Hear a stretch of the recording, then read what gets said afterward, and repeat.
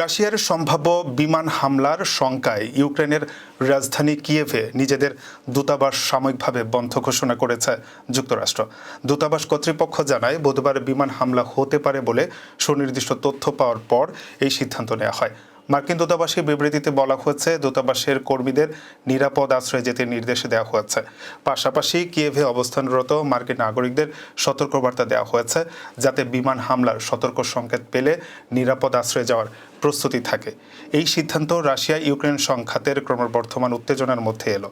যুক্তরাষ্ট্রের সরবরাহ করা দূরপাল্লার ক্ষেপণাস্ত্র দিয়ে ইউক্রেন সম্প্রতি রাশিয়ার ভূখণ্ডে হামলা চালিয়েছে, যা রাশিয়ার সঙ্গে যুদ্ধের 1000তম দিনে সংঘটিত হয়।